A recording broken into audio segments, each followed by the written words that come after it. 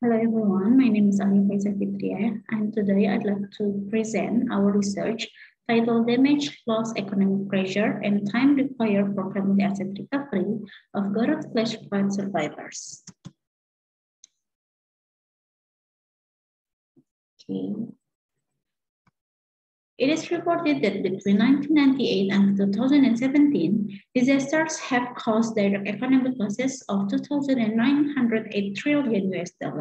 As much as 77% are climate-related disasters. The highest frequency of climate change-related disasters and with the greatest impact on humans is flooding. In 2016, the number of disasters in Indonesia reached the highest number of more than 2,000 events, which are 92% were hydrometeorological disasters dominated by floods, landslides, and tornadoes. One of the biggest floods that hit Indonesia in 2016 was the Garut flash flood on September 26. The flash floods affected 2,529 housing units. Post-disasters ravaged condition disrupt the survival of the community in various aspects. Therefore, reconstruction and rehabilitation efforts were needed as soon as possible after the disasters.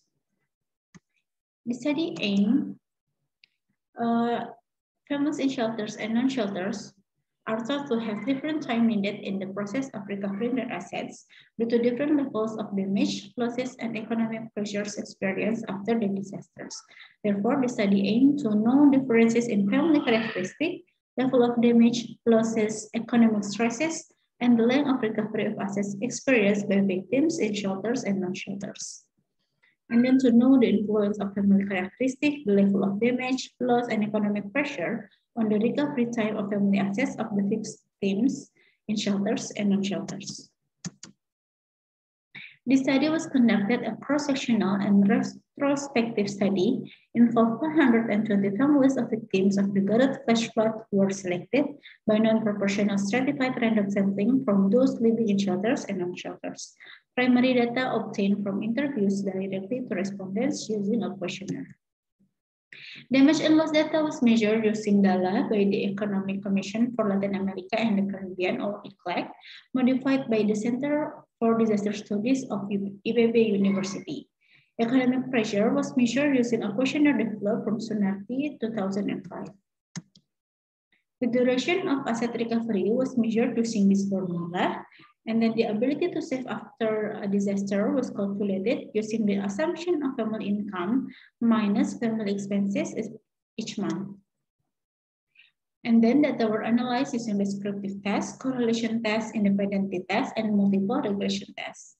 There were 15 families who still did not have a source of income for 4 months after the disasters. Therefore, so the recovery of their assets cannot be calculated. Therefore, only 105 family data were included in the differential analysis. However, 120 families were still used in the descriptive test. For family characteristic variable, it is known that both husbands and wives, on average, were in the middle adulthood and graduating only from elementary school. The average income per capita of the family in 4 months after the disaster was lower than the average income per capita before the disaster. The average income per capita of families living in non-shelters areas was higher than families in shelters, both before the disasters and at 4 months post-disaster.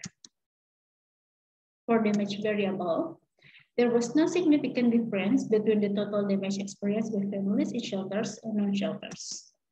The average value of total damage to families in non-shelters was higher, however, than in shelters. Families in non-shelters did bear higher damage in almost all components of damage, namely vehicles, valuables, electronic goods, and productive business assets. For losses variable, the different tests show that there were no significant differences between the value of total losses in shelters and non-shelters. And then the average value of total losses in families in non-shelters area was higher than in shelters. For economic pressure, the result of different tests show that there are significant differences between the economic pressures of family in shelters and non-shelters. And then families living in shelters experience higher economic pressure compared to the non-shelters. And this is corresponding to Thorburn in 2009. They said that post-disaster family income of tsunami disaster in 2006 is declined. Based on different tests, there were no significant differences between the length of restoration of assets of families in shelters and non-shelters. However, it can be seen that the average recovery time of assets needed by families in shelters is higher compared to families in non-shelters. For the effect of damage, loss, and economic pressure on family assets recovery, the model used was able to explain 29% of the factors that affect the duration of asset recovery. It is known that the higher the husband education, the faster the process of assets recovery. It is corresponding to study from Frankenberg at 2013 that tsunami victims in Aceh who had higher education tend to have a better life 5 years after the disaster occurred. And then the study also found that the higher the value of damage and economic pressure, the longer the time it takes for the family to recover assets.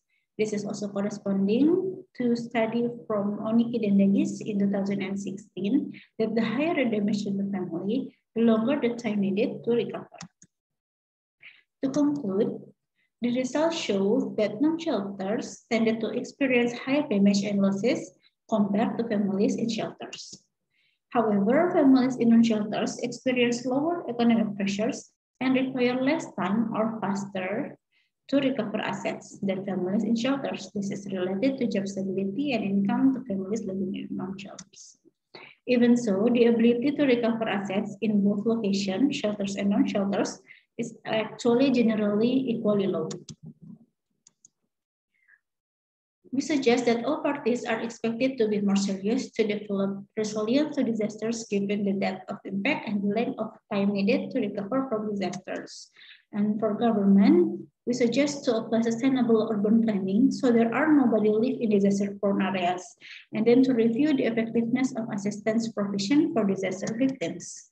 And we should not let assistance that intended to stimulate family recovery cause negative impacts on family productivity instead. And then it is expected to explore further about the assistance received by victims and develop methods to measure damage and losses. This is the reference views. That's all from us. Thank you very much.